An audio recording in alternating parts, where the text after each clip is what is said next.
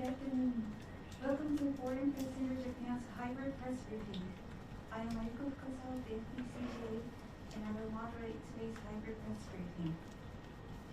皆様、こんにちは。FPCJ ハイブリッドプレスブリーフィング室にようこそおいでくださいました。私は FPCJ の深澤麻理子と申します。本日のハイブリッドプレスブリーフィングの司会を務めさせていただきます。The IAEA is conducting a mission to Japan to conduct safety review of the outtreated water discharge. IAEA 国際原子力機関は東京電力福島第一原子力発電所におけるアルプス処理水の海洋放出に関する安全性レビューミッションを実施しております。It is a great pleasure to welcome Ms. Lydie Evrard, IAEA's Deputy Director General and the Head of the Department of Nuclear Safety and Security, and Mr. Gustavo Caruso, Director and Coordinator for the Safety Review, Department of Nuclear Safety and Security. FPCJ では IAEA のリディ・エブラール事務次長並びにグスタボ・カルーソ原子力安全核セキュリティ局部長をお招きし、今回のレビューについてご説明いただけることを嬉しく思います。Ms. Evrard and Mr. Caruso will speak first 15 minutes, including consecutive translation into Japanese of this an hour and a half briefing, and the remaining time will be used for our Q&A session. エブラール次長およびカルーソ部長は1時間半のブリーフィングのうちの最初の50分で、蓄実訳を入れて冒頭発言をなさいます。We will take questions from the media, both international and domestic. そして残りの時間において質疑応答セッションを行います。またメディア内外からの質問をその際には受け付けます。If you'd like to ask a question, use the Q&A function of this webinar and write down your questions. Because of the limited time today, we may not be able to take all your questions. I would appreciate your kind understanding. 質問されたい方は、ウェビナーの QA 機能をお使い、そして、質問を書き込んでください。時間が限られておりますので、すべての質問を取り上げることはできないかもしれず、ご理解、感謝いたします。Today's interpreter is Ms. Mikio Morioka from Simon International. 本日の通訳はサイマルインターナショナル社の森岡美希です。Ms. Evrard, the floor is yours. エブラル次長、お願いいたします。Thank you very much, and good afternoon. It's my pleasure to welcome you to this press conference. どうもありがとうございます。そして皆様、こんにちは。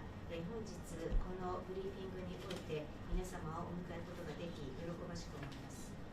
As you know, the IAEA, the International Atomic Energy Agency, has been strongly involved over the last 2 years, opening Japan's request to review safety aspects related to the release of treated water from the Fukushima Daiichi nuclear power station.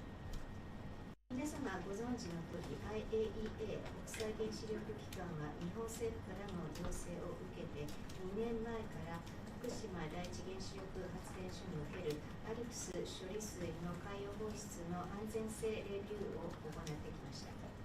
This safety review has been conducted with the support of a dedicated task force established by the IAEA Director General and composed of IAEA experts along with international experts from 11 member states.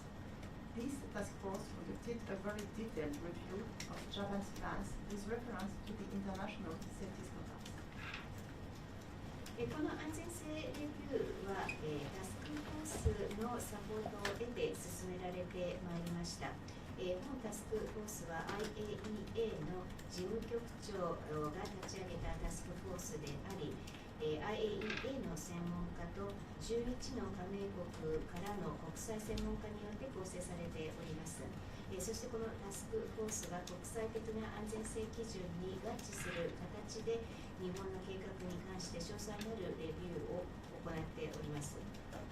This week, this task force will conduct its 6 missions to the country, which will also be the first missions since the water discharge began on the 24th of August.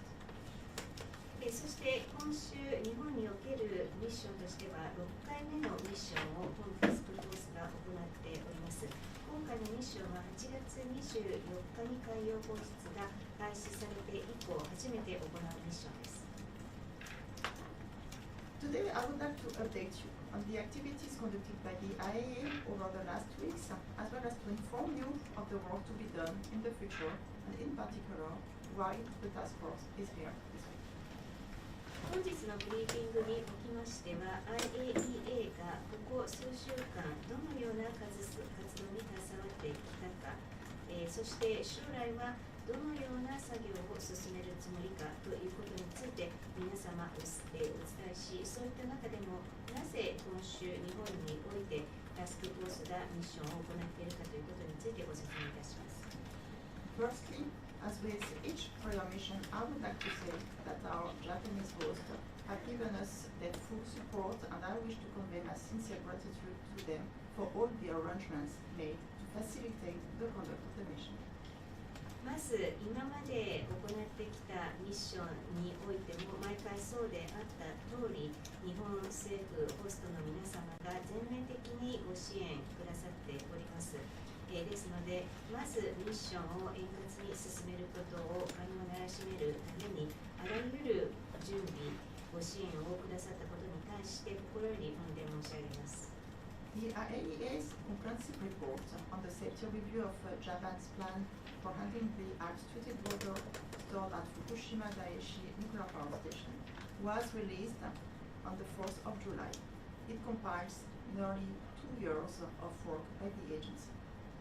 東京電力福島第一原発におけるアルプス処理水の安全性レビューに関する IAEA 包括報告書が7月4日に公表されました。本報告書は IAEA がここ約2年間行ってきた作業の集大成です。The agency concluded that the water discharge plan is consistent with the international safety standards and that the discharge of the treated water to the sea as planned will have a negligible radiological impact to people and the environment. IAEA は海洋放出計画について国際安全性基準に合致していると結論付け、またアルプス処理水の放出は人及び環境に対し無視できるほどの放射線影響となると結論付けました。This report was a significant milestone regarding the phase prior to the release, but it's not the end of our work. As mentioned by the IAEA Director General, the IAEA is committed to assess safety before, during, and after the water discharge. この報告書の公表は放出前の段階において非常に大きな節目となりましたが、それで IAEA の作業が終わったわけではありません。IAEA の事務局長の申しております通り、我々 IAEA は海洋放出前、海洋放出中、そして放出後に関しても安全性を評価することに対してコミットしております。Now the IAEA is focusing on ongoing activities to review Japan's continued application of the relevant international safety standards during the discharge phase. This is a long-term perspective. 現在、IAEA は、海洋放出の段階において日本が引き続きそれに関連する国際安全性基準を遵守するかということに関して継続的な、レビューを行うことにフォーカスしているところであります。The Memorandum of Cooperation signed on 18 September between the IAEA and the government of Japan sets out the full scope of the agency's comprehensive and continuous safety review in 5 main areas. 日本国政府と IAEA の間で9月18日に協力覚書が結ばれました。その中で5つの主要分野における IAEA の包括的かつ継続的な安全性レビューのフルの範囲が定められております。First, monitoring and assessment focused on the protection of people and the environment. まず1点目ですけれども、人と環境の保護にフォーカスしたモニタリングと評価。Second, the IAEA's presence in Japan and at the Fukushima Daiichi nuclear power station, including for conducting sampling and analysis on site. 2点目に日本および福島第一原子力発電所における IAEA のプレゼンスを設けることによって現場での資料採取そして分析を行う。 Third, regular agency review missions. 3点目に定期的に IAEA がレビューミッションを行う。 Fourth, corroboration of Japan's source and environmental monitoring based on independent sampling and analysis.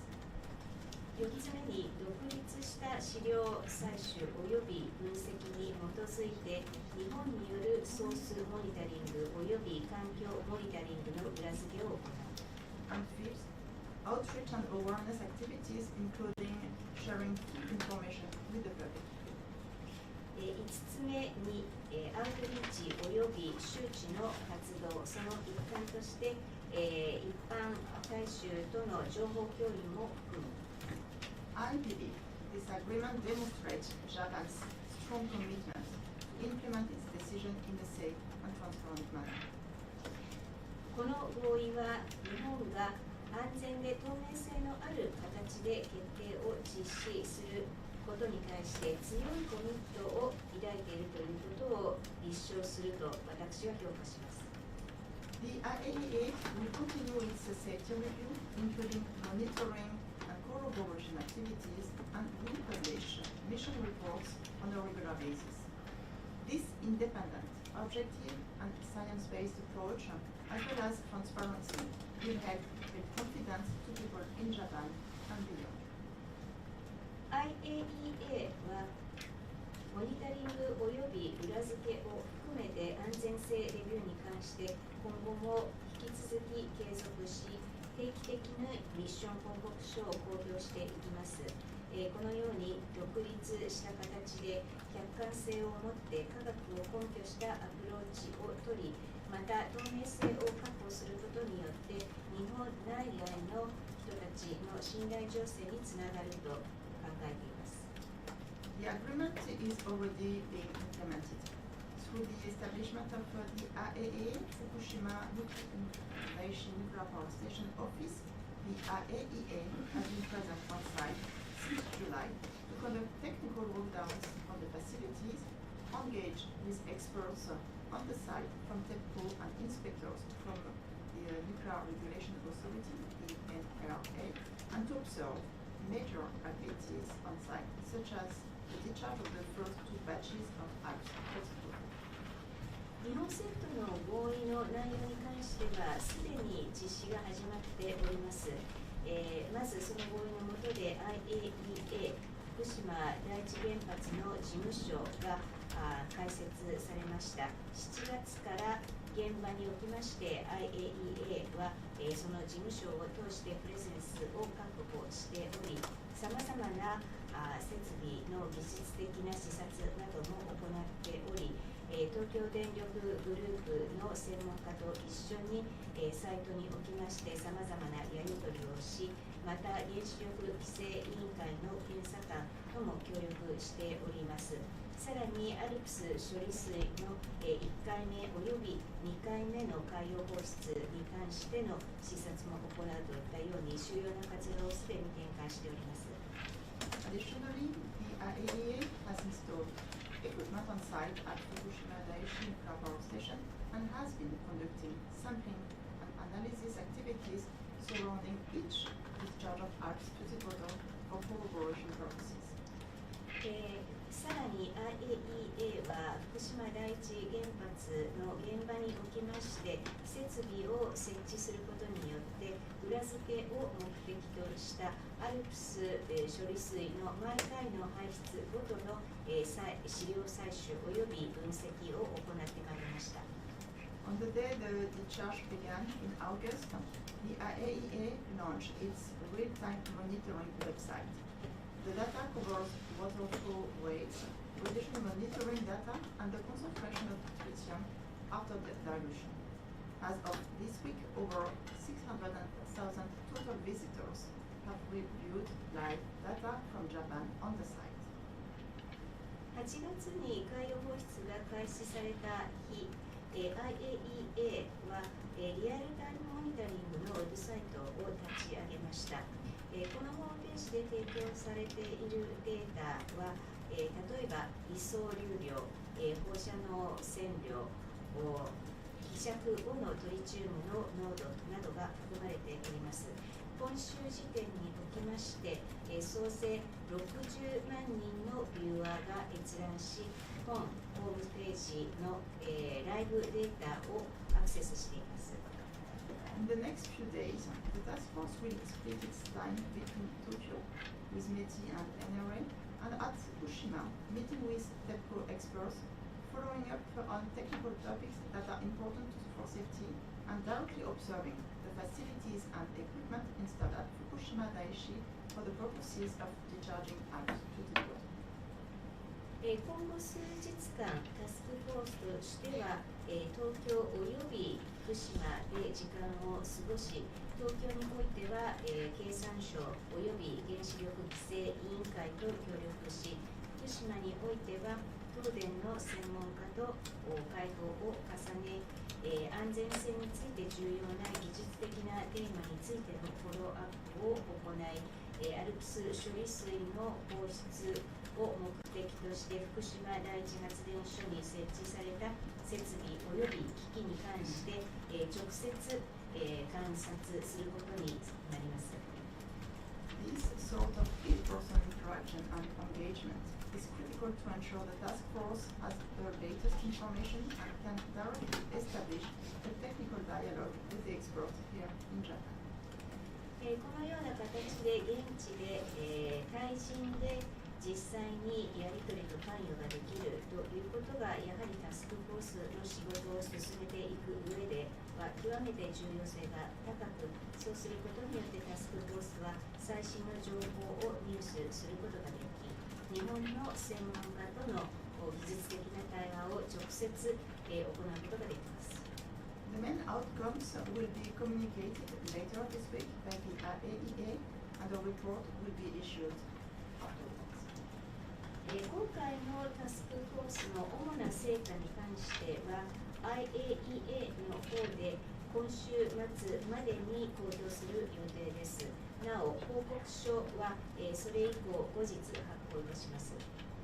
Additionally, over the past few days, IAEA scientists and international scientific observers worked in Japan to take marine samples from the sea near the Fukushima Daiichi nuclear station. また、ここ数日間、IAEA の科学者および外国の科学専門家オブザーバーが日本におきまして、福島第一近辺の海において海洋資料の採取を行いました。These samples will be used to corroborate Japan's environmental monitoring and to confirm Japan's capability to determine any changes in the levels of radionuclides in the marine environment since the water discharge began in August. これら我々が採取した資料によりまして、8月以降、つまり海洋放出が始まって以降、海洋環境における各種の水準において何か変化があるかどうかということを日本側できちんと把握できる能力があるか確認できることとなりましょう。そして日本の環境モニタリングについての裏付けとなります。Staff from the IAEA Marine Environment Laboratories in Monaco, as well as experts from laboratories in Canada, China, and the Republic of Korea participated in this sampling.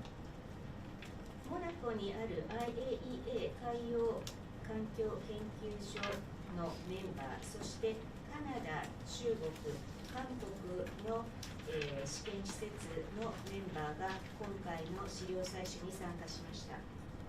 This collaboration constitutes an independent check by the IAEA of the veracity of the radiological data from Japan. この裏付けは日本から提供される放射線データの正確性を IAEA が独立した機関として確認できることになります。As you can see, we have entered a new phase since the first release started end of August, following 2 years of hard work and strong commitment. 皆様もよくお分かりの通り、過去2年間強いコミットでもって、尽力した後、8月末において最初の海洋放出が始まり、そして現在我々は新たな段階に突入しました。But the agency's approach remains founded on the same basis. しかしながら IAEA の取っているアプローチは今までと同じ根拠を基盤としております。The safety review is continuing, conducted with reference to the international safety standards, which are recognized as high levels of safety worldwide. 安全性レビューは今後も続けます。そして引き続き世界中で高い水準と認識されている国際的な安全基準にのっとって進めてまいります。This is an independent, objective, and science-based review. レビューは独立した客観的で科学を根拠にするレビューであります。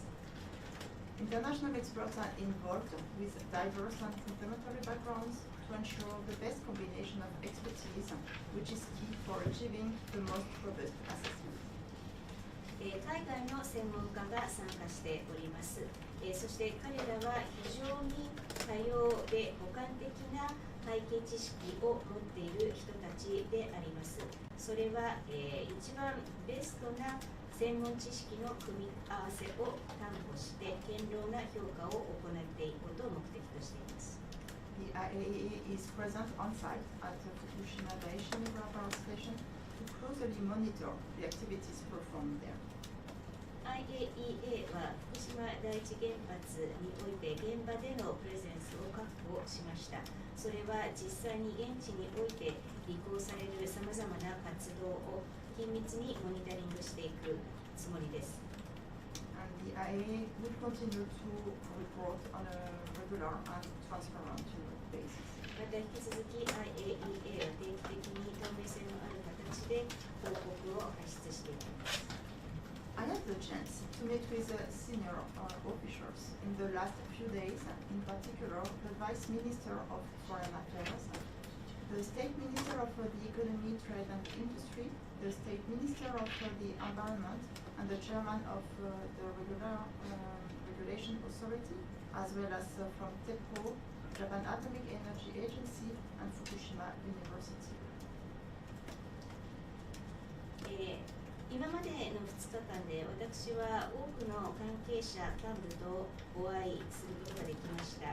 外務事務次官、経済産業副大臣、環境副大臣、原子力規制委員会委員長、JAEA 日本原子力研究開発機構および福島大学の関係者などです。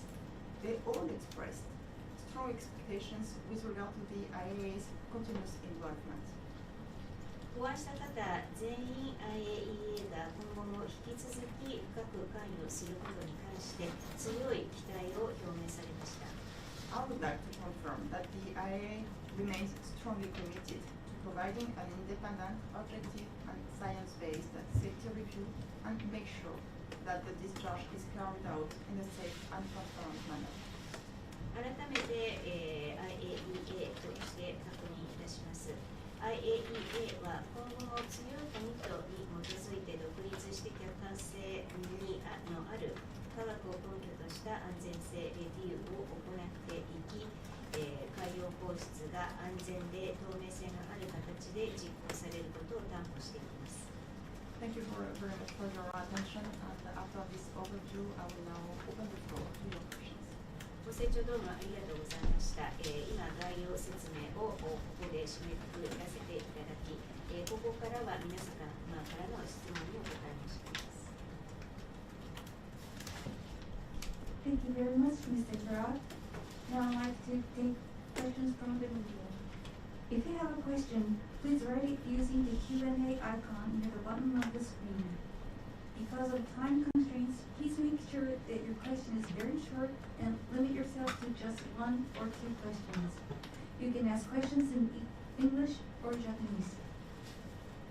エブラール次長どうもありがとうございました。それでは、メディアの方からの質問を、お受けいたします。質問がある方は、スクリーンの下の方にある Q&A のアイコンを使って書き込んでください。時間の制約がありますので、質問は短く、そして1、2問に限定してください。質問に関しては英語でも日本語でもどちらでも受け付けます。I will start with questions we received beforehand. After that, I will take questions from journalists who are now with us here in the conference room and also joining us online. まず事前に提出していただいた質問から取り上げたいと思います。その後、会場におられるジャーナリスト、そしてオンラインで参加されているメンバーの皆様からの質問を集います。Now I will read the first question. It is from Mr. Jiang of China Daily. Why does Japan only release the monetary reserves of tritium and cesium-134, cesium-137 rather than all nuclides in the water release? それでは事前に受理した質問を読み上げます。まず1つ目の質問ですけれども、経済日報中国のジャンさんからの質問です。なぜ日本は放出水のすべての各種ではなくトリチウム、セシウム134およびセチウム137のモニタリング結果しか公表しないのでしょうか。Mr. Evrard? Thank you. Thank you very much for the question. So the sampling and analysis activities include 2 types of sampling. First, sampling of the source term and another kind of sampling in the environment. So regarding the source term, that means in the tanks, there are 30 radionuclides that have been selected for the analysis. So this group of 30 radionuclides. Some of them are present at very, very low levels, and so the presence of some of them is not detectable. And then in the environment, there are another group of radionuclides that are, sampled. ご質問どうもありがとうございます。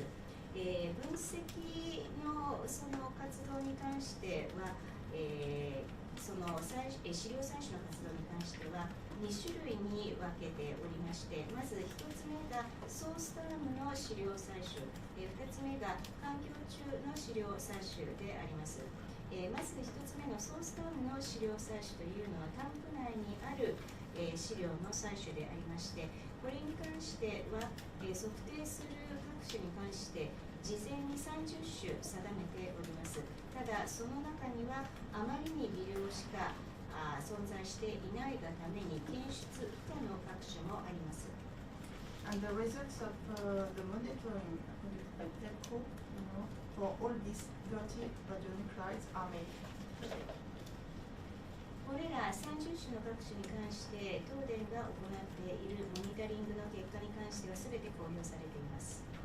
So and in the environment, there are other sampling activities on tritium and 7 other radionuclides, and this is another part of the sampling, complementary to the sampling activities made on the source term. 一方、その環境中の資料採取に関してはトリチウムとその他7種の各種を対象としておりました。これは今申し述べたソースタームの資料採取の補完的な資料採取と位置づけられています。以上です。Thank you. If you have a question, please write in the QA icon in the bottom of the screen. I will read the next question. It is from Ms. Isabel Reynolds of Bloomberg. What form did Chinese participation take in this inspection, and was there any sense that the results allayed safety concerns? それでは質問のある方は、スクリーンの下方の Q&A のアイコンに、書き込んでください。それでは事前に受理した2つ目の質問を読み上げます。ブルームバーグ社のイザベル・レイノルズ記者からの質問であります。今回の検査において中国からの参加者はどのような形で参加したのか、また、今回の結果において安全性に関する懸念が沈静化されたというような実感は得られていますか？ So the activities conducted last week on sampling and analysis are part of the cooperation activities aimed at providing insurance that the sampling and analysis done by TEPCO are, aligned with the best practices and can give the right, result. So China participated in these activities as member of this network of laboratories accredited and recognized with the good practices for inter-laboratory comparison activities.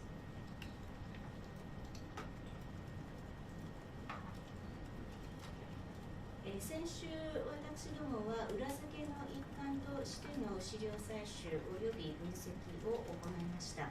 この活動は東電が行っている資料採取および分析が国際的なベストプラクティスに合致しているということ、そして正しい結果をもたらしているということを担保するために IAEA が行っている活動です。この活動に中国が参加いたしました。その参加した試験機関は、試験機関の国際規格にのっとって、認識されて認証されている試験機関のネットワークの中の一機関として参加しています。This kind of inter-laboratory comparison activities, this is part of regular activities, so it's not specific to what is being conducted in Japan. This is good practices between laboratories to demonstrate, to provide some external, evidence that laboratories are competent to conduct some analysis.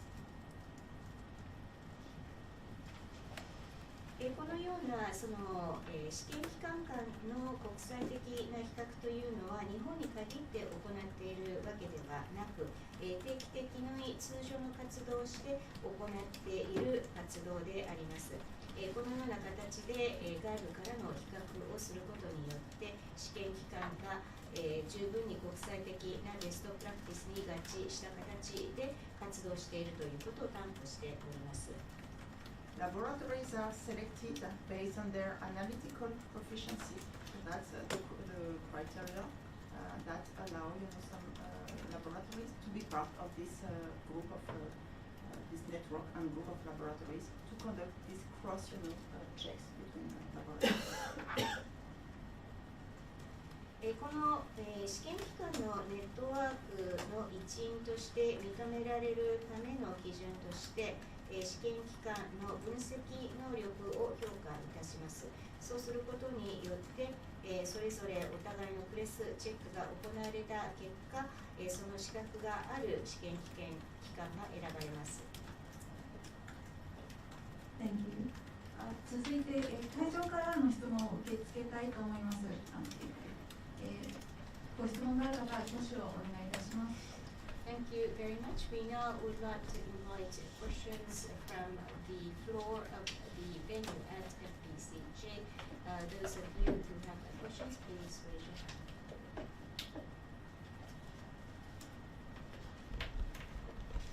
お名前とメディアの名前と日本放送協会の記者の吉田と申します。今日はありがとうございます。主にカルーソ団長にお聞きしたいところではあるんですけれども、前回までの包括的な報告書を出されて、実際に放出が始まって、今日は2回の放出が計画通り終わったと東京電力が発表しました。報告書を作ってきた立場としてですね、この2ヶ月間の状況の推移をどのように見ていらっしゃるかというのが一つと、あともう一つは明日からのですね、今回のレビューミッションの中で、放出が始まった状況を見るのは初めてだと思うんですけれども、どういったところに一番フォーカスをして、何を確認したいと思っていらっしゃるか、お願いします。すみません、NHK の吉田です。Thank you very much. I am Yoshida of NHK, and I have a question mainly to Mr. Caruso. Most recently, a report has just been publicized wrapping up the 2 months of work that had been done. And what are the highlights of this report that has been just published? And so tomorrow the review mission will begin, and this will be the mission to observe the discharge into the sea that has commenced most recently. And what would be the focal points as you engage in the review mission, which will commence tomorrow? Thank you.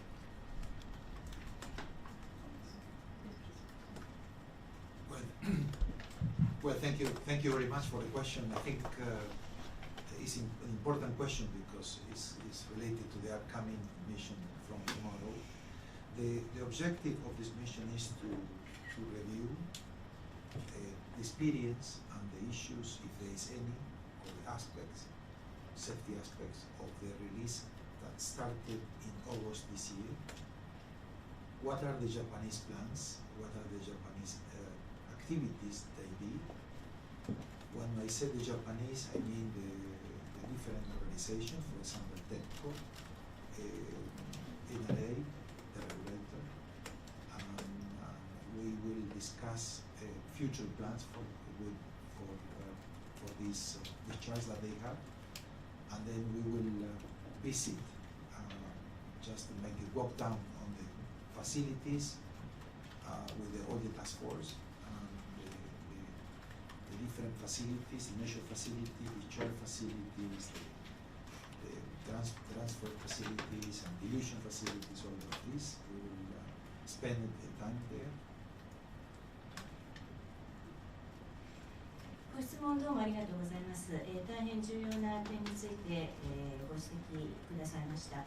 明日から始まる、レビューについてでありますけれども、今回のレビューは、我々の経験、そして安全性の側面に関する知見に照らし合わせて、8月から始まっている、日本の放出がどのような形で行われてきたかということに関して確認し、今後の日本の計画及び活動について確認することになります。この日本のというのは、日本におけるさまざまな関係主体が含まれることになり、東京電力、規制委員会などと、今後の放出計画などについて議論する運びとなりましょう。また、タスクフォースのメンバー全員が参加して、主要設備、放出関連、移送関連、希釈関連などを回って視察することになります。In addition, we will discuss the results of the Japanese monitoring and the agency collaboration of all these values, and we will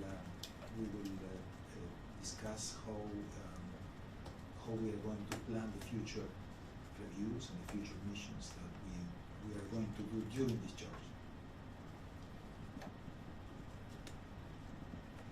加えまして、日本が行ったモニタリングおよび IAEA がその数値を受けて行った裏付けの結果について議論し、さらにその放出期間中の将来のレビューおよびミッションに関してどのような形で計画を立てていくかなどについて議論する予定です。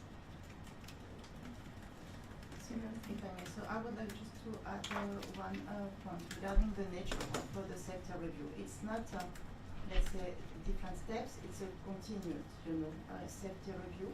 So that means that is not something that will restart from scratch. So this is a continuation of what I've been doing for the last 2 years.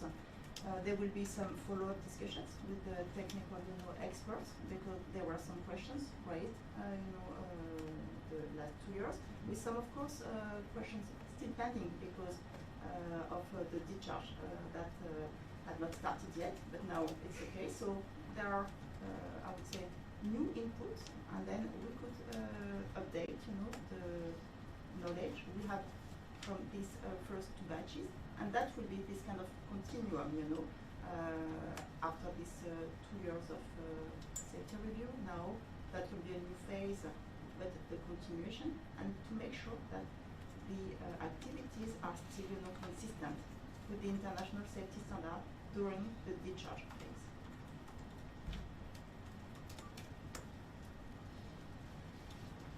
私の方から1点追加させていただきますと、その安全性レビューの性格について、これは独立した一つの作業というふうに我々として位置づけているわけではなく、今まで2年間やってきたことの延長線として行う安全性レビューであります。ですから今回一から立ち上げるという性格のものではありません。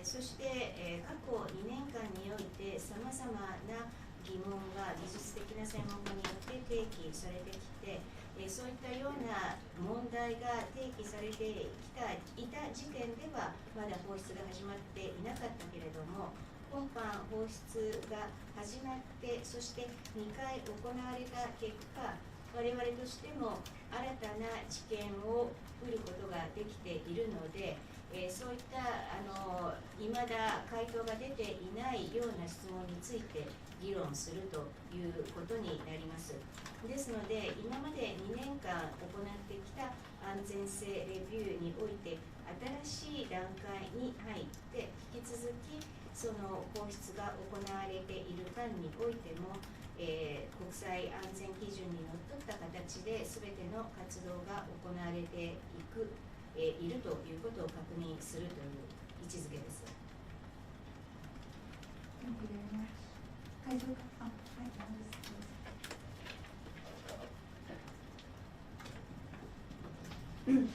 Mariam Luigi from the Associated Press. Thank you for this briefing. I have 2 quick questions. What is your view or reaction to the first 2 rounds of releases the second one that just ended today? And another question is how your staff at the plant, Fukushima Daiichi plant, cooperate with the technical officials on the ground. Could you elaborate a little bit how exactly that they work there, and if there has been any kind of advice or suggestions in the past 2 rounds of releases, and if anything has been improved or changed per their suggestions? Thank you. AP 通信の山口と申します。今回のブリーフィングどうもありがとうございます。2点伺いたい点があります。まず、今日終了した2回目の放出を含めて、今までの2回の海洋放出に対する IAEA のリアクションについてご説明ください。2点目ですけれども、福島第一原発の現場におられる IAEA のスタッフと、東電の現場のスタッフの間でどのように、協力が具体的に進められているかということについてもう少し詳しくお話しいただけますでしょうか。 IAEA 側から何か助言あるいは提案が放出に関してなされて、それを受けてその放出のやり方などが変わった部分はあるんでしょうか。Thank you very much for your questions. So, regarding the first one, I would say that the first 2 batches that were released went well, so no issues were observed. There were very close monitoring checks, of course, analysis. All results observed were far below the operational limits. So, factually, there were no issues, and everything was based on measurements that proved that the release, the concentration as measured were far below the operational limits. ご質問どうもありがとうございます。最初の2回の放出はうまくいきました。全く問題は発生しておりません。非常に細かいモニタリングのチェック、分析を行っておりますけれども、あらゆる結果において、我々が測定した数値ははるかに基準を下回っておりました。ですので、放出にまつわる濃度等に関しては、測定値は全く問題なく運用基準を大幅に下回っています。Regarding your second questions and how our staff, interact with people on site, so they have some technical discussions, meetings, so with TechPro, of course, with NRA inspectors as well. So for the agency to have a very wide, understanding of different aspects addressed on site. You said NRA as well. The nuclear regulation, NRA. yes, NRA. 2つ目の質問に関してですけれども、その IAEA のスタッフが現地の職員の人たちとどのようにして協力するかということについて、まず、東電の方たちと IAEA のスタッフの間で技術的なミーティングなども開催しておりますし、また、規制委員会の方から出席される場合もあります。So as you are aware, our staff has been deployed, on site now since July, and this is something significantly different because that allows, direct interactions between our staff and people at Fukushima, and of course that makes every interaction smoother and more, let's say, robust. And I would like just to comment on my last visit, so it was on Friday last week, and I could observe that between our staff from the agency and people at Fukushima, they can have a very smooth interaction because they know each other much better than before. So it's technically speaking, of course, it's significant value added. This is interpersonal, interactions that makes makes things much easier, and of course allowing the agency to go more in depth in the technical dialogue with both TechPro, of course, first responsible for the discharge, and the NRA, so the regulatory bodies, inspectors on site. So to me, that's very positive, and we need to continue like this. IAEA が現地にスタッフを常駐させるようになったのが7月ですけれども、それによって非常に大きな変化が起きています。直接 IAEA のスタッフと、福島の現地の関係者の間で、コミュニケーションを取ることができる。ですので、より円滑に意思疎通ができるようになって、より、強力なる議論ができるようになった。私自身も先週の金曜日、現場に行きましたけれども、実際にその時においては IAEA のスタッフと福島の現地の人たちが非常に速やかにいろんな議論を進めているということを目の当たりにいたしました。技術的にこれも非常に大きな進捗であり、これによりまして付加価値はさらに高まると思っておりますし、その人と人との間の意思疎通が円滑化することによって IAEA としても、東電ともそうですけれども、規制委員会の検査官とももっと、突っ込んだ技術的な議論ができるというふうに実感しております。ですので、こういった形で続ける必要があると感じています。I would like to give the floor to Gustavo Caruso to provide us some first-hand, experience. He was on site also for a couple of weeks now. グスタフ・カルーゾが実際にここ数週間、常駐しておりましたので、彼から自分の経験に基づいてコメントさせていただいてよろしいでしょうか。Just refer to the first question. I think just to give more detailed elements. As you know, there is a implementation plan. This is a very important document because this document was part of the reference of our comprehensive report.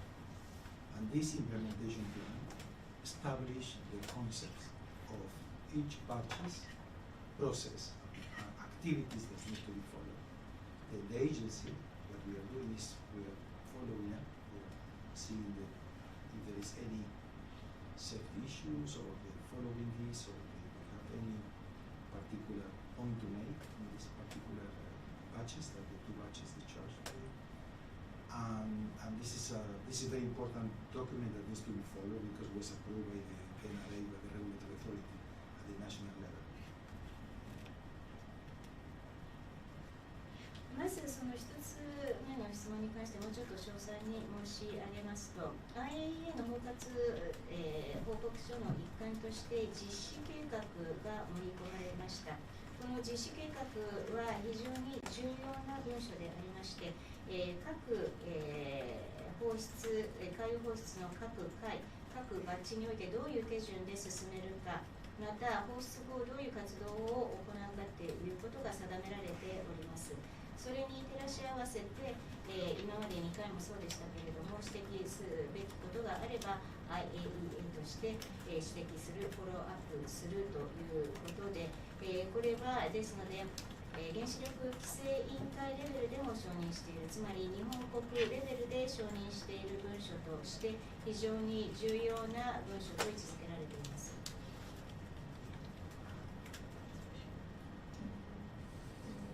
続きまして、1問、オンラインで質問いただいておりますので、読みさせていただきます。Next, I would like to read one question that has been submitted from online participant. 朝日新聞の福地記者からの質問です。This is a question from journalist Fukuji-san of Asahi Newspaper Company. 処理水放出前に IAEA タスクフォースが実施したレビューと今月24日から始まるレビューでは目的や調査項目にどんな違いがありますか？また24日から始まるレビューの報告書はいつ頃公表する予定ですか？ If we compare the review that the IAEA Task Force performed prior to the discharge of treated water and compare that with the review that will commence from the 24th of this month, what are the differences in the objective or the items for study? That's the first question. And second question, when can we expect the report on the review that will begin on the 24th of this month to be made public? So thank you very much for these questions. So regarding the differences, the objective is exactly the same. So it's to conduct a safety review of the activities carried out on site to make sure that these activities are consistent with the international safety standards. Because the activities now are, in place, and there are some ongoing batches. We have another, knowledge, other, input, and this, the objective of the task force will be to update, this safety review, taking into account the new input from the ongoing activities. どうもありがとうございます。まず違いについてですけれども、目的は全く変わっておりません。つまり、現場で行われている活動が国際的な安全基準に合致しているということを確認するために安全性レビューを行うということです。そして、放出がなされたということで我々としても新たな知見を獲得しております。ですので、その目的に基づいた活動の一環として現地のスタッフは、そういった新たに得た知見をベースにアップデートしていきます。As I mentioned earlier, so that will be a kind of the continuum of this safety review will not be a new one, will be the continuity of what we have been doing for the last 2 years, with some focus on the discharge itself and on regarding with some additional information on pending question of follow-up, assessment as needed.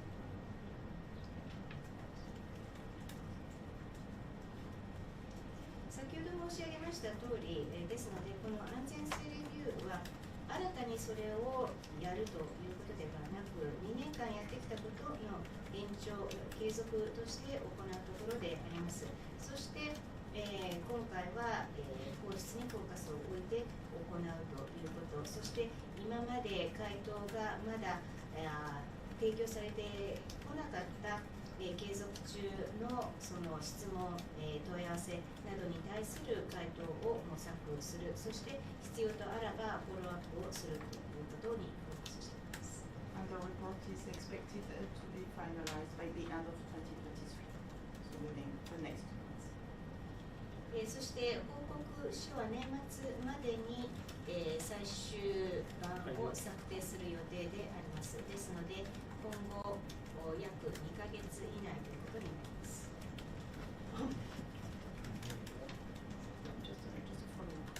Yes, thank you. Just to say, as was mentioned before, I think the as a detail, when we finish the comprehensive report, we finish the stage before discharge. Means that we evaluated all aspects, processes, activities, values, measurements, how they will implement just before discharge. That's why we issue the comprehensive report based on all the knowledge before discharge. When discharge started, in the same way as was mentioned, to check the consistency with the IAEA safety standards, we evaluate the safety of the discharge. It is in line with all the assumptions and aspects took into account in the comprehensive report. Therefore, it is very important for us to see if all what we agreed is still in place in order to check the consistency with the safety standards. ちょっと私の方から一言追加させていただきますと、申し上げた通り、そのかなりそれまで獲得した知見をまとめる形で包括報告書を IAEA が報告しました。ですから包括報告書は海洋放出前の段階のいわば、終了地点であったわけであります。つまりそれまで、海洋放出の直前までに、集められたあらゆる知見をベースとして、全ての側面を網羅し、手順、どんな活動を履行するか、どういう数値であるべきか、どのように測定するかなどをまとめたのが包括報告書であります。そして放出が始まって以降は IAEA としてその包括報告書に盛り込まれた、チェックポイントと整合性のある形で、実際に行われているかということを確認しております。ですので、その包括報告書の安全性面に照らし合わせたレビューを行っているということ、つまり合意した内容がすべて引き続き守られた形で実施されているかということを確認するのが、我々の活動になります。My name is Karine Nishimura. I'm working with Radio France radio stations and Libération newspaper. I have two questions. The first question, very short. Do you also plan to meet with Fukushima officials and some citizens during your mission? And second question, larger question. All the nuclear plants around the world are discharging tritium in river or sea. But the perception of this way of doing has changed, especially among young generation and especially for Fukushima Daiichi plant. Even if there is no danger, according to the parties involved, using sea as a kind of garbage place is no more seen as an acceptable solution by a growing number of people. For them, what the human beings did until now should not be done in the future. It's also true in many industries. So don't you think that the time has come, or the time will come for the nuclear industry and for IAEA to rethink the way of managing the nuclear effluent? ラジオフランスおよびリベラシオン新聞の記者の西村と申します。まず2点質問がありまして、まず1点目は簡単な質問です。今回の訪日中において、福島県の関係者、あるいは県民、市民とお会いになる予定があるかということ、2点目、こちらの方が重要な質問なんですけれども、世界中の大規模原発に関しては、いまだにトリチウムを河川および海洋に放出しておりますが、特に若者を中心として、そういう観光は排除するべきであって、海をゴミ捨て場として使うのは危険である、というふうに主張する人たちが増えております。つまり今までやってきたから今後も人類がそれをやっていいのではないというような考え方が、原子力業界だけではなく他の業種でも、台頭してきている中で、そろそろ原発業界のあるいは IAEA としてもこういった形での放射性物質の観光はやめるべきであると、あるいはやめるべきというような時代が到来すると思いませんか？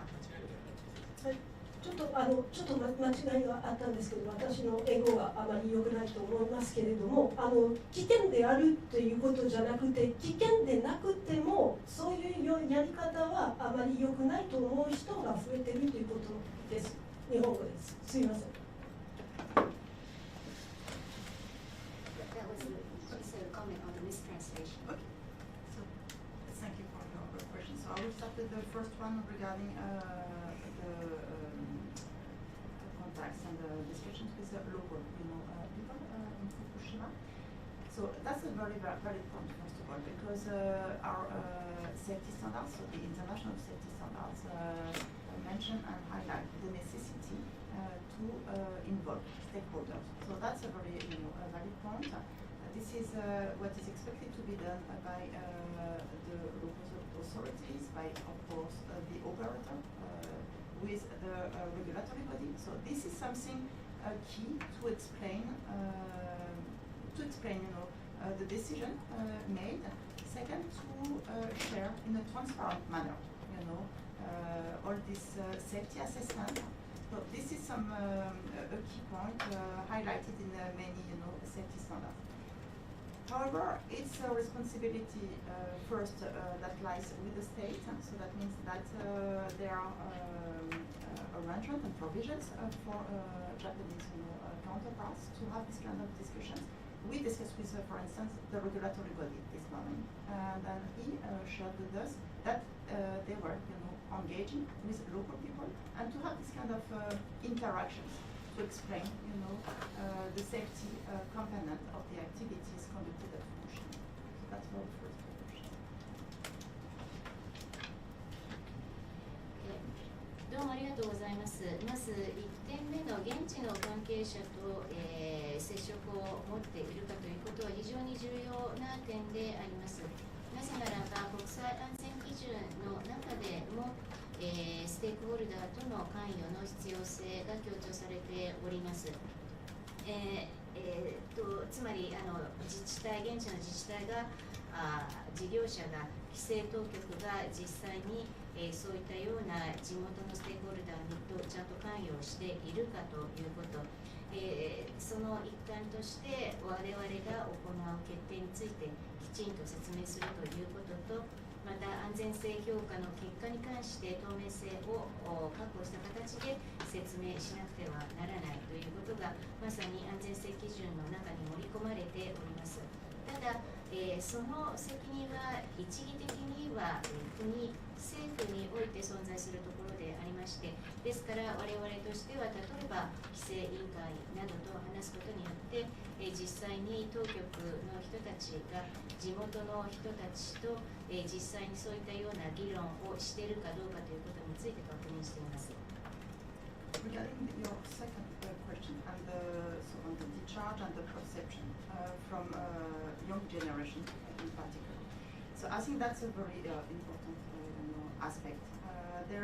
I would say that the discharge includes two different components. The first one is a technical component, and the radiological, potential radiological impact on people and the environment. So this is a technical aspect. But you're right, there is another very important aspect, which is perception. And you used this word, and I think this is a key aspect.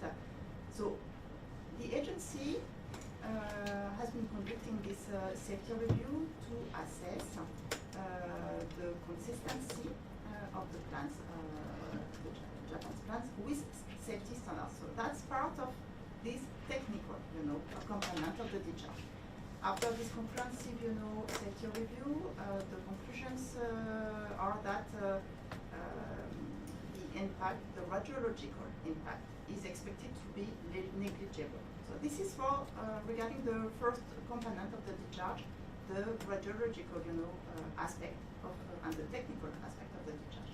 Now, what you have raised is another dimension, which is the perception of the discharge. That's fully valid because perception, I would say, is equally important. It's not because you have a technical, demonstration that it's enough. No, I think we need to go beyond, and that's the perception can be, let's say, we can provide people for them to have the right perception with external and an external, external inputs. What I mean is, what we are doing is we involve international experts with different backgrounds, with different experiences, and then they provide their own, assessment. They contribute to this comprehensive safety review. They have diverse, backgrounds, diverse practices in their home country, but they contribute to the same assessment. So we combine different expertise for this assessment to be more robust. I think that's important, and this is an independent, of course, assessment. This is experts, from abroad with their own, experience. So the perception is something that I think we do not aim at changing the perception. What we would like to do is to provide people with the right, information for them to get the right, information regarding the impact or the potential impact or the absence of impact of the release. So that's, how we need to work in close cooperation with other external experts with this interlaboratories comparison. This is part of the answer because you involve other people, independent people, which are recognized for their analytical, proficiency. So this is how we can provide factual, elements for people to have the, let's say, the perception that is appropriate, linked to the factual, elements, and not only a perception without technical impact. 2つ目の点ですけれども、特に若い人たちの間で放出に関するパーセプションが変わっているという点、これは非常に重要な点であります。我々放出に関しては2つの構成要素があるというふうに考えておりまして、まず1つ目は技術的な側面であります。つまり人と環境に対する放射能の影響であります。ただご指摘の質問に関してはパーセプションでありまして、そちらも非常に重要な側面であります。 IAEA としては、技術的な基準にのっとった形でそれに合致して放出が行われているかということをチェックする安全性レビューを、実施しております。その中で、我々としては、その安全性レビューで結論付けた通り、人及び環境に対して無視できる水準というふうに結論付けているところであります。でも、もう一つのそのパーセプションの構成要素に関しても同等の重要性を持っていると、私どもも重々認識しております。つまり技術的に安全性が確保されているということを立証すればそれでいいというわけではなく、外部からの知見を、入れることによって、人々がきちんとした理解、認識を持つようにするということが大切だと思っております。我々は、海外の異なる、教育専門知識を持った異なる経験を持っている、海外の専門家の関与を得た上で安全性レビューを実施しております。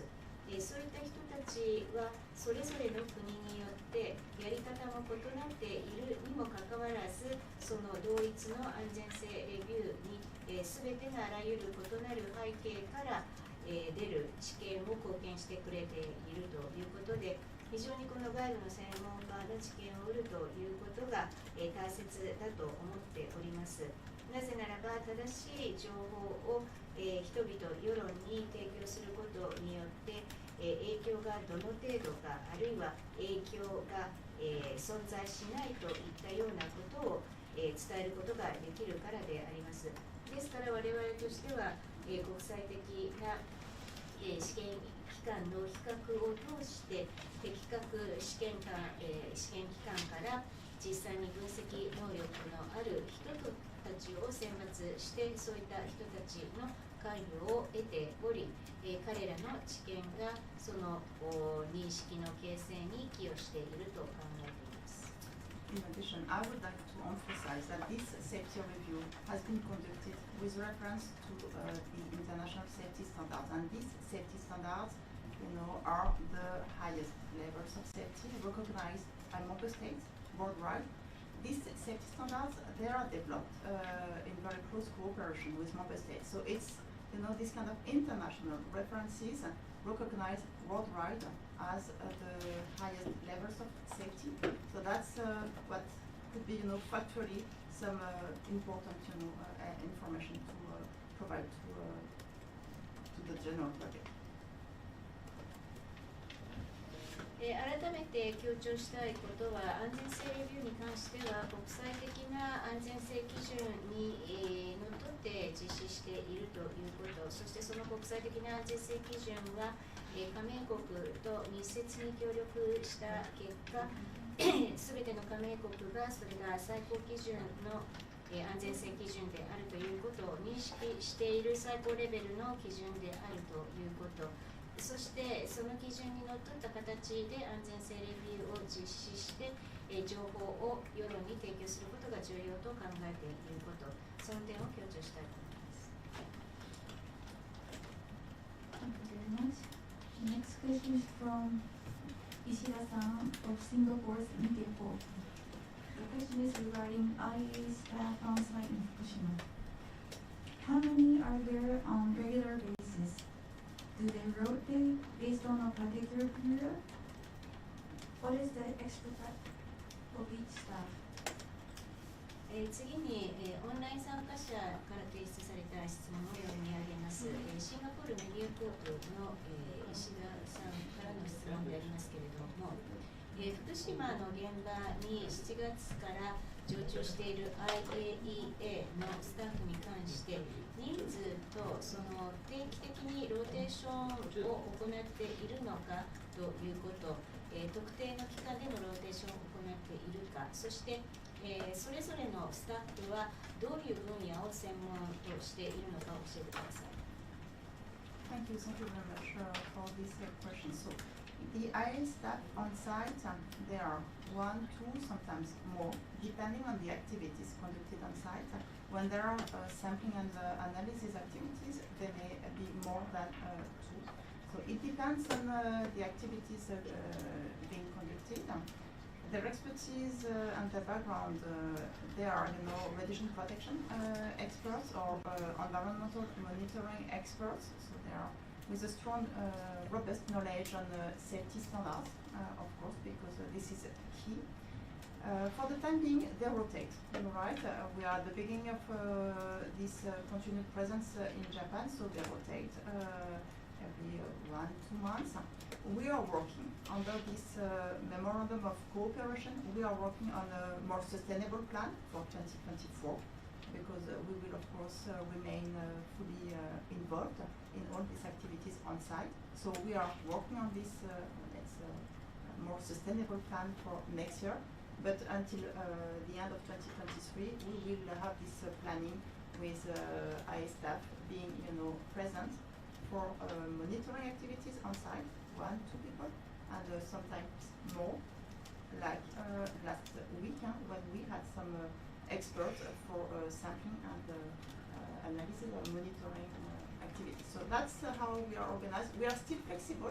I think we need to acknowledge that this is the beginning of something new. So this is a significant undertaking for the agency, but we are ready, of course, to be present as needed with as many staff as needed. So that's in this perspective that we are working on the next steps for 2024 and for 2023. The rest of the year is covered by some presence from the agency. 質問どうもありがとうございます。IAEA の常駐スタッフは1人か2人、あるいは活動によってはそれよりも多い人数になることがあります。それはその活動をその時何をするかという内容によって変わってくるところでありまして、例えば資料採取及び分析を行う時は2人以上の2人を超えるスタッフがいる場合も多く、あります。で、彼らがどういう専門知識を持っている、どういう教育を受けた人かっていうことに関してですけれども、放射線防御、環境モニタリングなどの専門家であります。そしてもちろん、安全性基準に関しては深い知識を持っている人であります。またロテーションで、派遣しております。だいたい1ヶ月から2ヶ月ぐらいの期間です。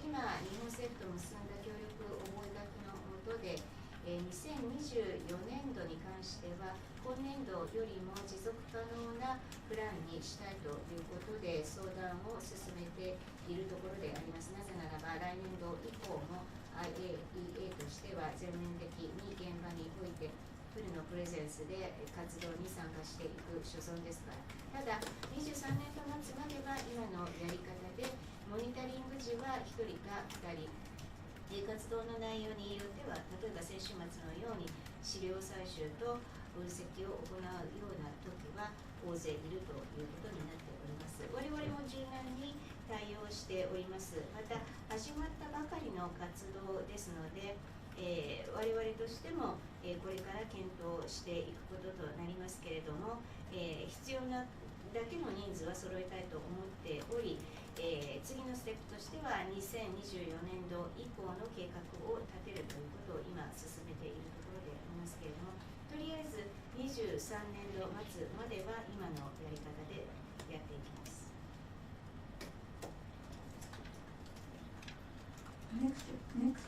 The next question is from German radio, Ms. Edmund. Is Chinese expert agreed as well that everything went well? 次の質問はドイツラジオ国のエルドマン記者による質問です。中国の専門家もすべてうまくいったということに同意したんですか？ Thank you for this question. So China is involved in many ways. They are part of there is one expert part of the task force. So since the beginning of the safety review, they are participating in the collaboration activities, and we can confirm that everything is going well. So they participated in last week, activities with sampling. And on sampling, and everything went well together with the other experts, from the other laboratories. So that's this kind of activities that are starting, but it's going well. どうもありがとうございます。中国はいろんな形で、この活動に参加しておりまして、一人はタスクフォースの一員ですから、安全性レビューが開始されてからずっとやっていますし、裏付けにも中国の方が関与しております。そして、全ての活動においてうまくいっているということは確認しておるところでありまして、先週行われた資料採取に関しても全てうまくいったと全員確認しているところであります。他の国の専門家とも確認しています。Any other questions? どうもありがとうございました。他に質問ありますか？はい、どうぞ。ありがとうございます。共同通信の竹内と申します。先ほどから答えられているお答えの中でちょっと分かりにくいところがあったのでお伺いします。今回のレビューによってこれまでのレビューではまだ答えられていない継続中の質問に回答するとおっしゃられているんですが、ちょっと意味が取りにくいんですが、これは放射線の拡散予測をしていたものではなく、実際の測定値が出てきて何か答えられるようなものができたんでしょうか。ちょっとその意味合いを教えてください。Thank you very much. I am Takeuchi of Kyoto. There were a few points I have failed to understand clearly in the responses you have given to the previous questions, and therefore let me ask a question to confirm what you had meant to say. You said that as a result of this review, this ongoing review, that you intend to resolve some of the pending questions. Does that specifically mean that in the past you were not able to sufficiently respond to the questions just based upon the disbursement projections, but now you have the measurements or numerics at hand that you can respond to those questions that have been unanswered to date? So thank you for asking for the clarification. It's not linked to the measurements because we did not have, of course, any measurements during the phase prior to the release. What was assessed is, the consistency with safety standards. So we had this initial input from the phase prior to the discharge. Now we have, an additional knowledge, and the facilities now are commissioned. So the discharge has started. So we are, gaining more experience. So it's more about an update or, this the continuity of the safety review, but focused now on the discharge activities as they are, conducted. So this is a continuum of the process. We have to confirm, to have a closer look at some aspect linked to the discharge, but this is the same process. So it's some follow-up activity, nothing critical. Otherwise, we would not have concluded, that was consistent with safety standards. This is another phase. I hope that helps.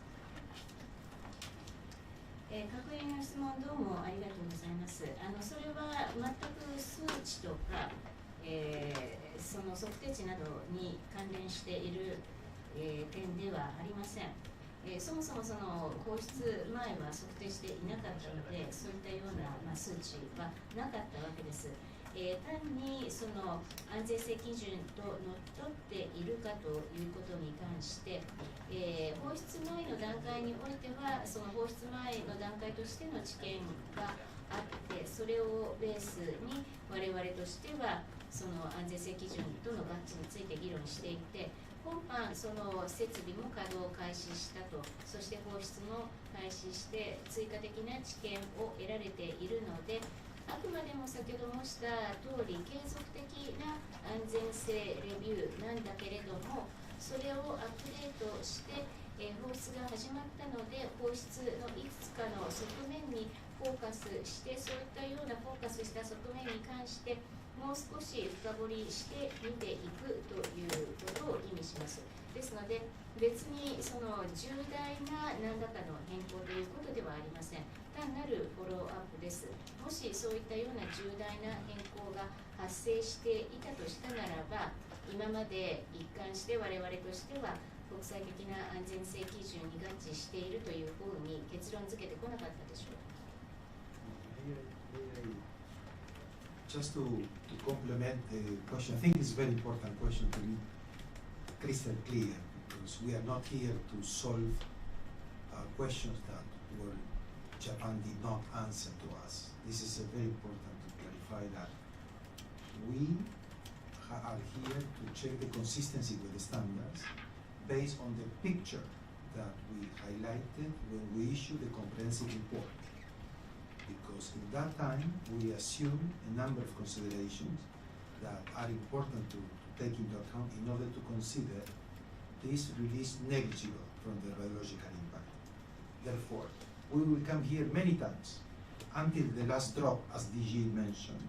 We will make evaluations constantly to check always that the standards are in line, every single activity or procedures or results for safety are in line with safety standards. And this is the key issue.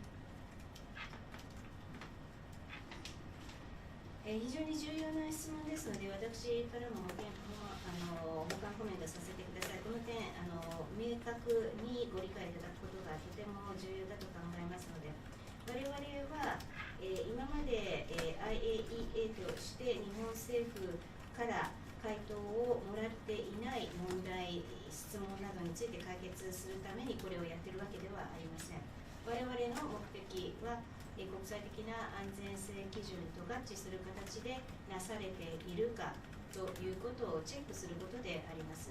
我々は包括報告書をまとめるにあたってあるその図式を描きました。そしてその図式に基づいて人と環境への影響は無視できる水準であるというふうに結論付けたところであります。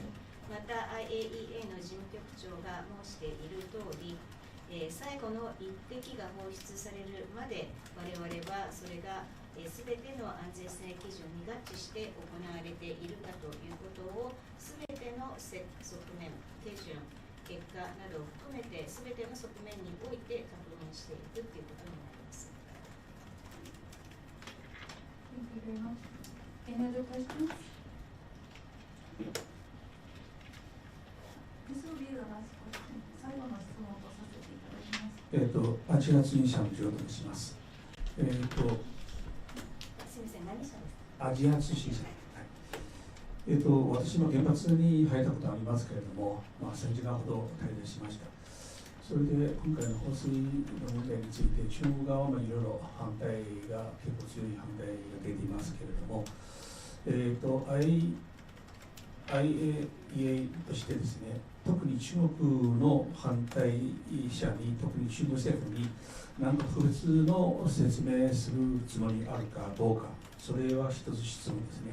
もう一つ質問は、やっぱり世界としてはですね、いろいろ原発事故があって、旧ソ連の事故がありましたけれども、今回の日本の福島原発としてですね、解体という結論を出して、それで解体の工程を進めていますけれども、これも多分人類初の事故赤の原発の解体プロジェクトと思いますけれども、それでそういうことについて IAEA の機構としてですね、日本のやり方という福島原発の解体プロジェクトについてどういう評価があるかと、それを聞きたいと思います。よろしくお願いします。My name is Joe of the Asian Communication Press Media Company. I have visited the nuclear power station. I stayed for approximately 3 hours. Now, regarding the discharge of treated water into the sea, there has been strong objections lodged by the Chinese government. So my first point is whether or not the IAEA has any intention to conduct a briefing or explanation to the Chinese government on this matter. Secondly, there has been several nuclear power station accidents around the world, including the one that occurred in former USSR. This is the first time that any nuclear power station has decided to decommission and dismantle the facilities, and I think it's the first ever in the history of humanity. So what is the view of the agency in terms of the decision in Japan to dismantle the Fukushima facility? Thank you very much for these 2 questions. So regarding the first point on the involvement of China in our activities and their concerns, so we are aware of China's concerns. We are engaging with them, so this is ongoing. 2つの質問どうもありがとうございます。まず1点目について、中国による活動への関与に関してですけれども、我々は中国政府の権威に関して認識しており、IA も中国政府と関与を続けております。つまり継続的に行っていると思います。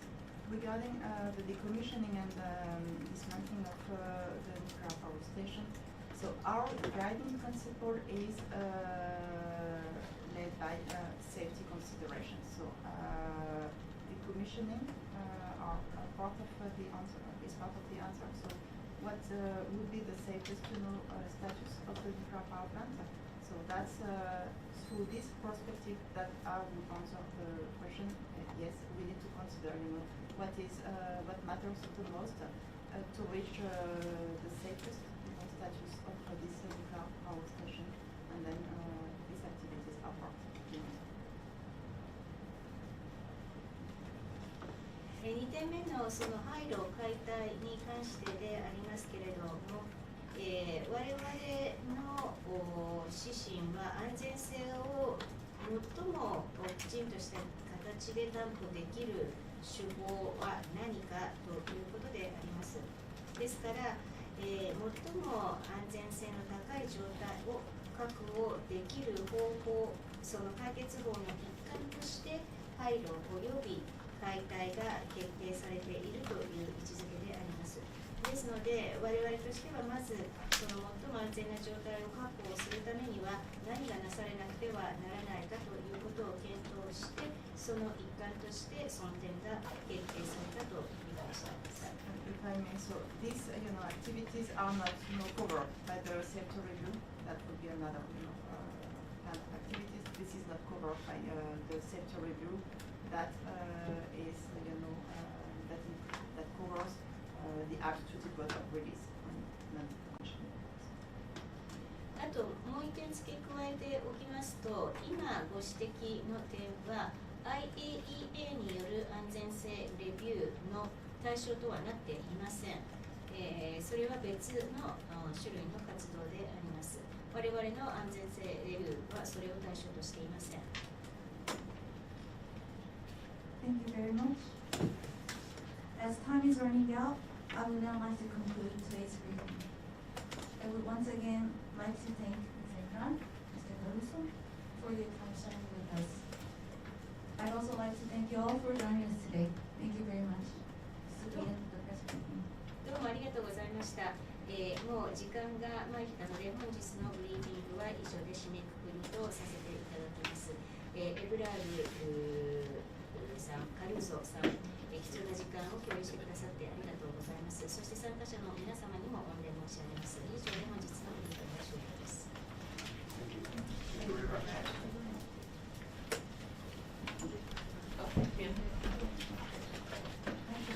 それではですね、まず IAEA の方々先にお話しいたしますので、記者の皆様、カメラの皆様、そのままこの部屋でお待ちください。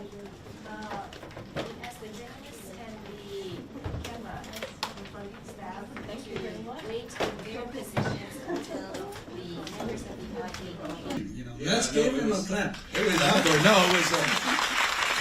They don't clap at the UN. It was a little awkward. Is that right? So, really it's a battle between economic growth and, reduction of emission. So California, as you already, we already mentioned about, being the fifth greatest economy in the world. How would you describe California's successful story in balancing economic growth and the greenhouse gas emission reduction? So a couple points I want to answer that. First of all, I love that you began by framing this. Hong Kong's a remarkable place. I mean, you are demonstrating leadership in many different capacities. You know, we became the first jurisdiction, you'll roll your eyes about this, to frame the issue of natural working lands by committing to a 30 by 30 strategy. You guys are rolling your eyes because 77% of Hong Kong is already set aside for open space and natural lands. I'm just trying to get to 30%. The Biden administration has now set that as a national frame, but at a subnational level, not every state is following. We were the first one to begin that process. You guys inspired us. We became the first state, again, just a few months ago, to require all large corporations, of which there are thousands and thousands in the state of California, that earn over $1 billion a year in revenue, to provide all of their carbon footprint and to disclose it. You guys have already been doing that in Hong Kong. My point is, I come here not to preach, but with humility and grace in understanding that all of us, you know, we all have remarkable capacity and success leaves clues. And I'm here to steal good ideas in an enlightened competition to save this damn planet. And in the spirit of what you're saying, I love the clarity of this. At the end of the day, this crisis is the burning of carbon. It is a fossil fuels crisis, and we now have the alternative. It's not pie in the sky. In fact, we've had the alternative on electric vehicles since 1918. I mean, Henry Ford and the Model T, they had a zero-emission electric version of the Model T. It's not Elon Musk that invented the electric damn car.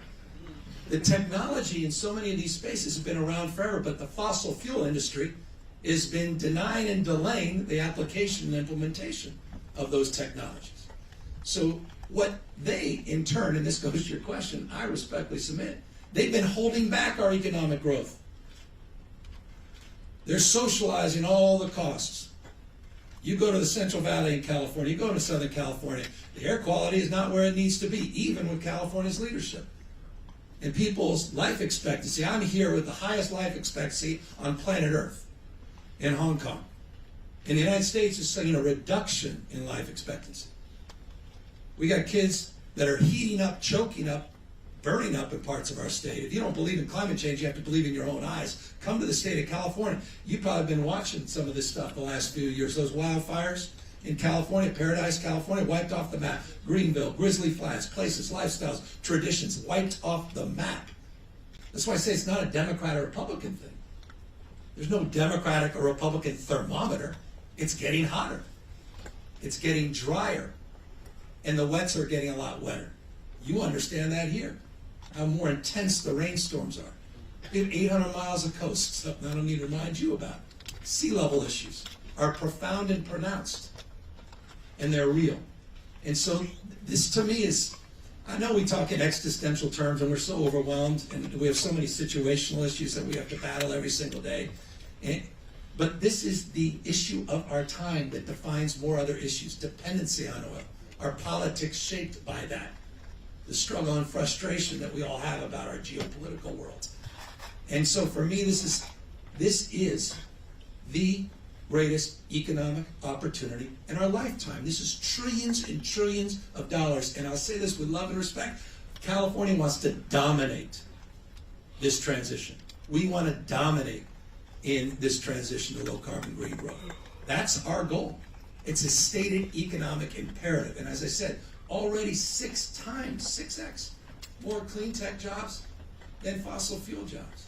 The innovation that's coming from this space, the imagination, the investment globally now with the Infrastructure Act that came out of the federal government, and now the IRA that the Biden administration, the bipartisan IRA, where we're able to get additional dollars, creates conditions where California really wants to be the petri dish for the country, working with our universities, working with our research labs, and continuing the efforts on carbon capture, on hydrogen, not just as electrification, to look at our cap and trade program anew, our low carbon fuel standards, to partner with other countries with our cap and trade program, to continue to lead, but with humility and grace, and understand that we don't have the answer to every question, and that there are remarkable things happening all around the globe, and notably here in Hong Kong. Thank you very much. I also thank you for commenting about the advances, some of the advances in Hong Kong.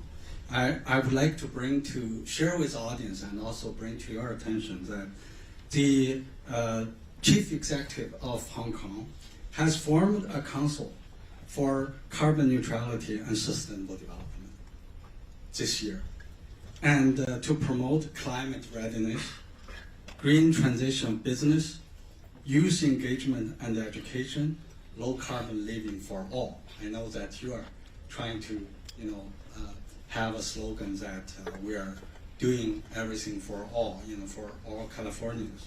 So, and governmental support to innovation.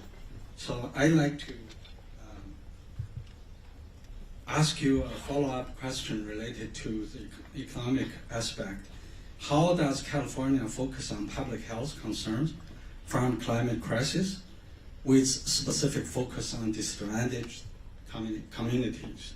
And how does California engage the public to encourage their participation in the policy process? I love that. It's part of our DNA. It's written in statute. It's a requirement. We have our cap and trade program, the requirement to invest the cap and trade proceeds, $35 a ton, back into disadvantaged communities. This is the point, and we talked, and I appreciate you talking about for all. Everybody's had this growth mindset, but we don't have the inclusion mindset. We miss one half of the equation. It's growth and inclusion. So as we change the way we produce and consume energy, we now have the opportunity to address those that we left behind with the old industrial mindset. And I mean left behind literally. You look at the old oil rigs, you look at all these old polluting power plants, where are they? They're right next to distressed and low-income communities that are bearing the biggest costs of this, particularly healthcare costs. But you are as well, all of us are. We're paying higher premiums, we're paying higher taxes, we have higher burdens as a consequence that are socialized, all of us. None of that has to exist in this, ultimately, when we move through this transition. So foundationally, that is being drafted into this construct. And as a consequence, we are now being more inclusive in terms of the engagement. And look, it's hardly perfect. And I hear that all the time. My environmental justice friends, it's never good enough. I get it. Quite literally, it's never good enough. But I don't know another jurisdiction doing more to listen to those voices and try to respect those voices and try not just to offer a pat on the back, but strategies and investments that demonstrably demonstrate our values. So again, we're writing into the legislation, we write it into our policy making, and we're not going to write off any communities in this transition. Thank you very much. I see the sincerity in your speech on your efforts to include everyone in your communities. That's actually touches me. My next question is related to innovation. Obviously, California is an icon for innovation, Silicon Valley startups and new ideas. How does technological innovation play a role in driving the clean energy transition in California? And what's your message to Hong Kong?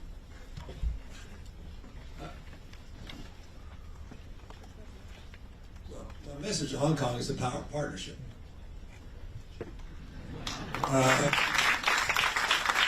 We'll come to that. But on innovation, I say this with love. I mean, that's what separates our game from the game played elsewhere. The Silicon Valley. And that secret sauce is not, at the end of the day, it can't be replicated with bricks and mortar. It's by people. And when we talk about California values, I come from a state where 27% of the state is foreign born. We're a majority minority state. We're the most diverse state in the world's most diverse democracy. That's the secret economic sauce. People come from all over the world for riches and new beginnings to California because they feel seen and included. Half the biggest companies and startups were founded by someone born overseas or their kid.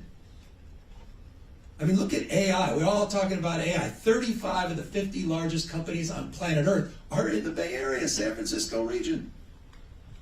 Because that's where the talent is. That's where people feel included and seen and heard. And everything comes from that. Partnerships with Stanford University, not just our UCs, Caltech, our labs, Sandia Labs, Lawrence Livermore Labs, Lawrence Berkeley Labs, which you're talking to Mr. President a moment ago.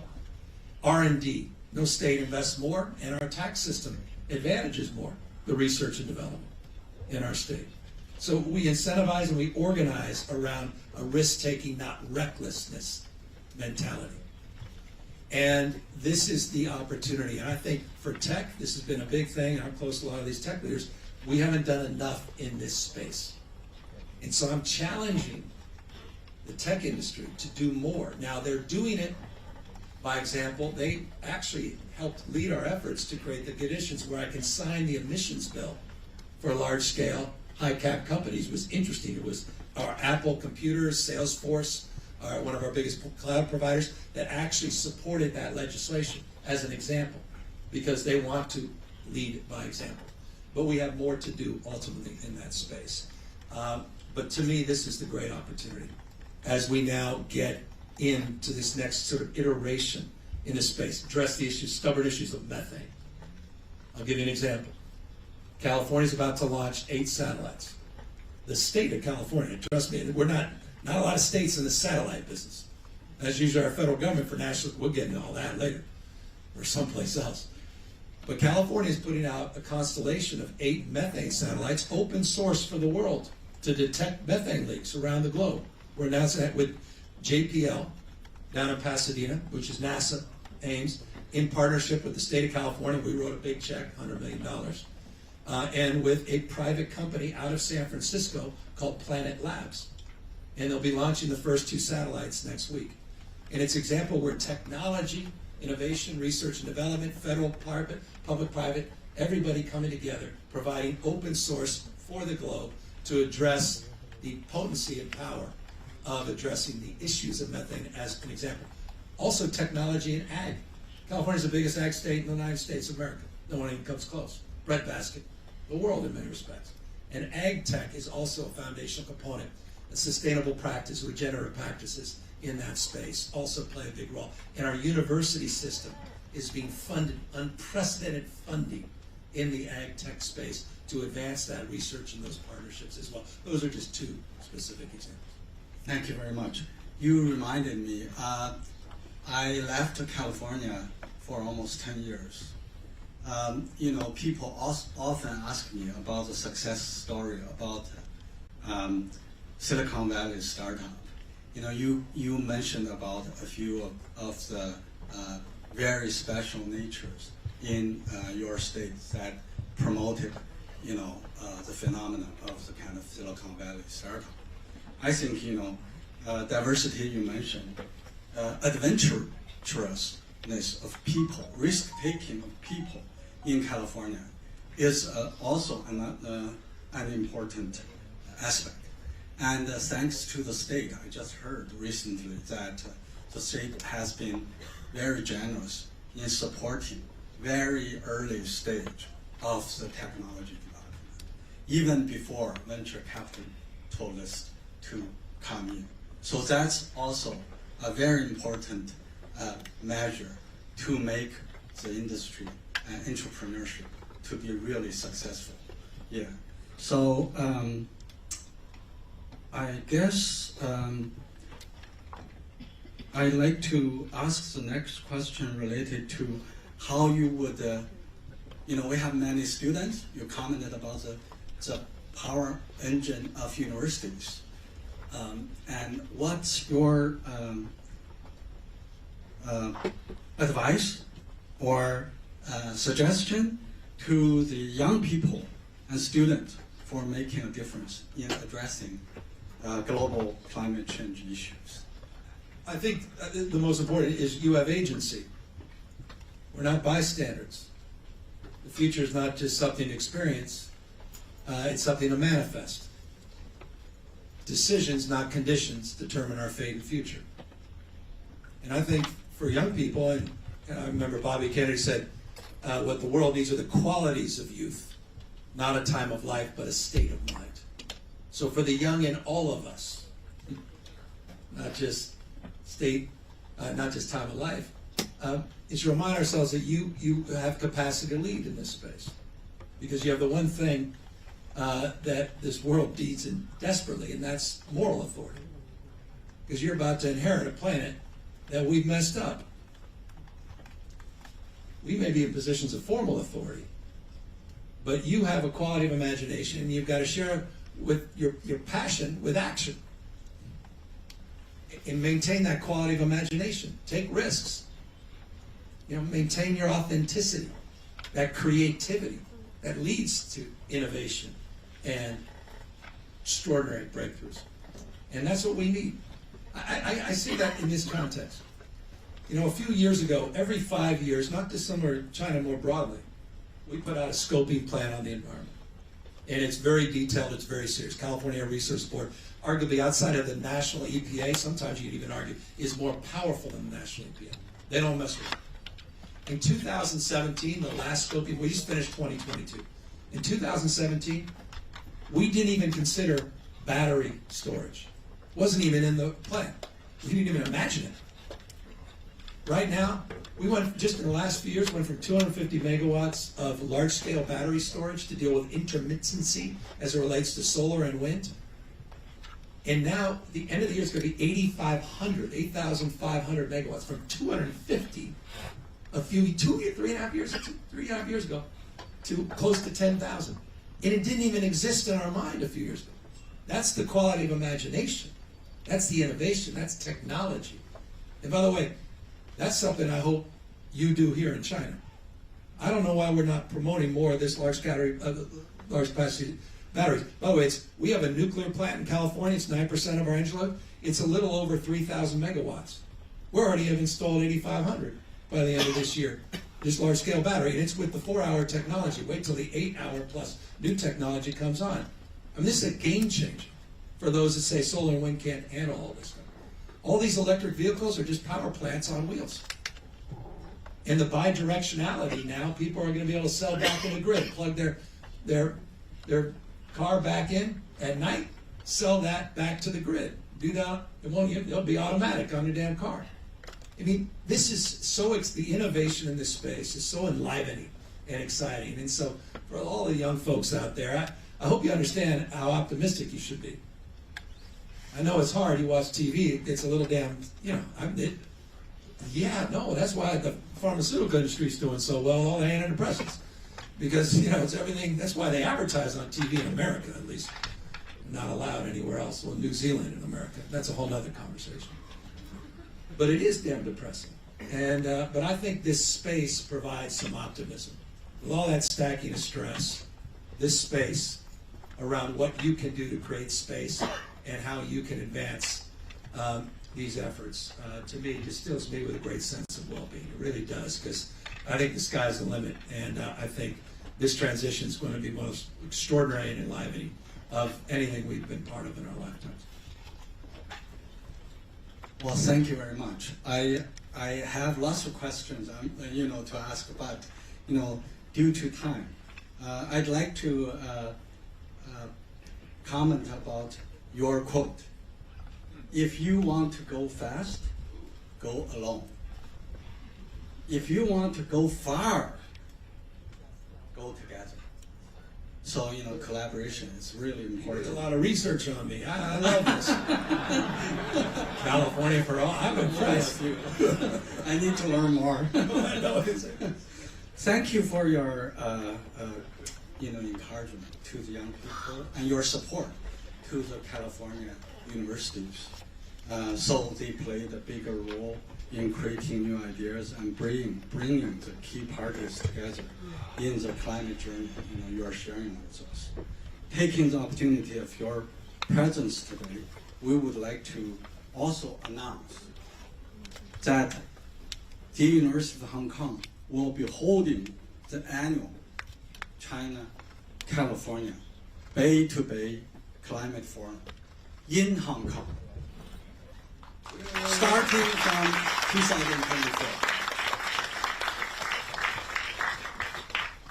The forum will facilitate policy and research exchange between California, San Francisco Bay Area, and the Greater Bay Area of China, unfolding California's climate and economic leading efforts, understanding how innovation and technology drive clean energy, empowering leading universities in driving the research and application of climate change solutions.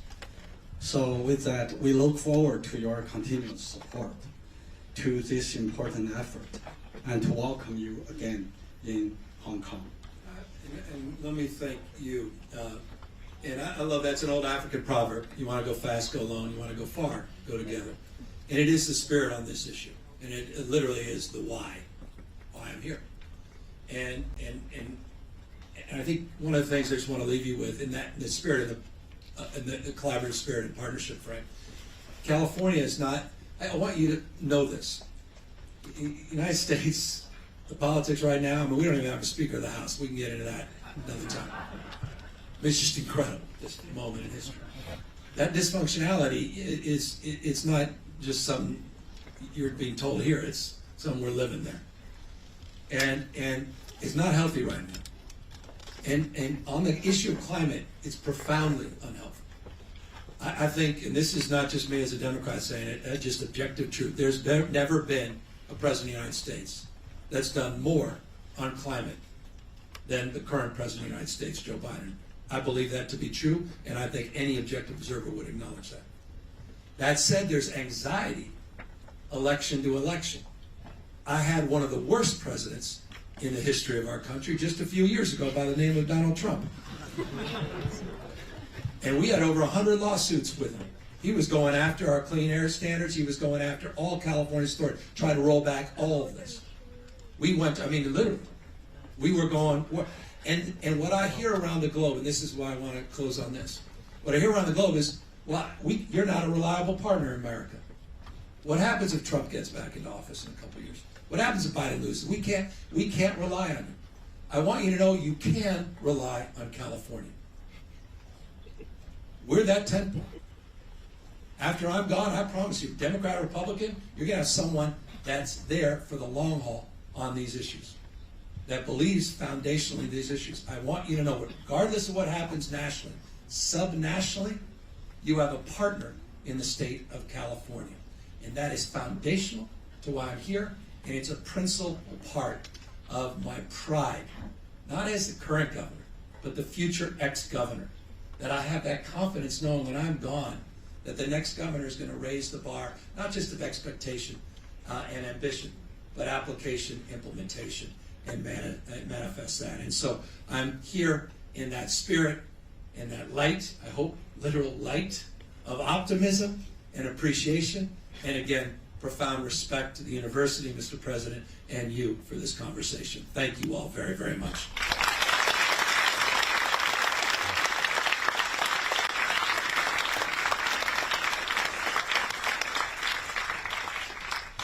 Well, thank you very much, Governor Newsom, for being with us again and sharing your wisdom with us today. So may I ask you please get seated, and we'd like to make a group photo from here. So not me, obviously. I will sit into that too.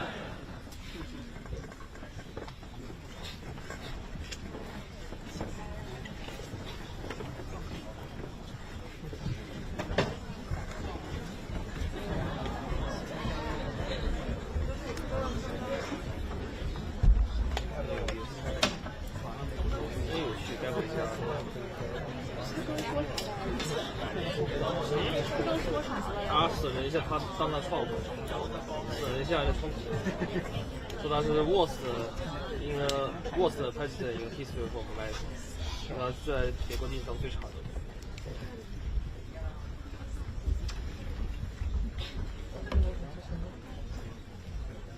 Over here,